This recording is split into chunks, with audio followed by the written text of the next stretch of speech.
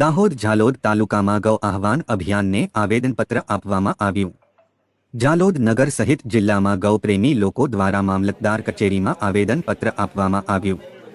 ઝાલોદ નગરમાં ભવ્ય રેલીનું પણ આયોજન કરાયું હતું। રેલી સ્વરૂપે ગૌપ્રેમી લોકો મામલતદાર કચેરી ખાતે પહોંચ્યા।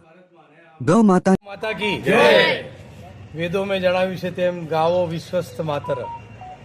હવે આ વાતને સાચા અર્થમાં આપણે વ્યવહારમાં લાવવાની છે।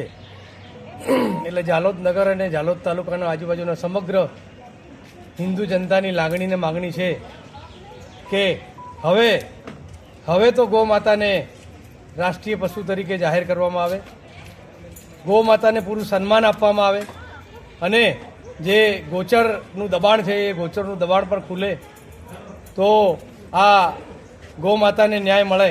એટલે મહામહિમ રાષ્ટ્રપતિ અને ભારતની સરકારને અમારી વિનંતી છે કે ગાય માતાને રાષ્ટ્રીય દરજ્જો માતાનો આપવામાં આવે અને તેમનું સન્માન કરવામાં આવે।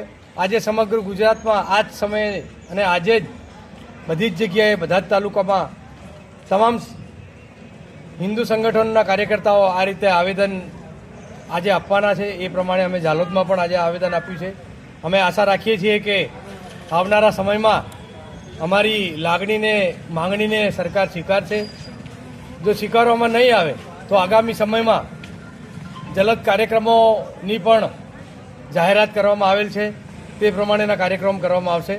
આશા રાખે છે કે અમારી લાગણીને માન આપીને ગૌ માતાને રાષ્ટ્રીય પશુ તરીકે જાહેર કરવામાં આવશે।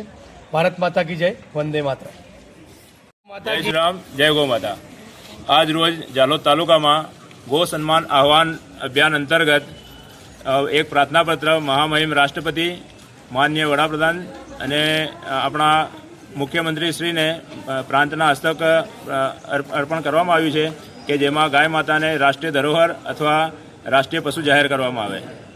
એ આખા ભારતમાં 27 તારીખે થઈ ગયેલ છે અને આપણે 7મી તારીખે ગુજરાતમાં નક્કી કરેલ છે। એ પ્રમાણે આખા ગુજરાતમાં બધા તાલુકામાં આજે પ્રાર્થના પત્ર આપવામાં આવ્યું છે। જય ગૌ માતા સહિતની માંગ સાથે આવેદનપત્ર આપવામાં આવ્યું। રિપોર્ટર ભાવેશ પરમાર।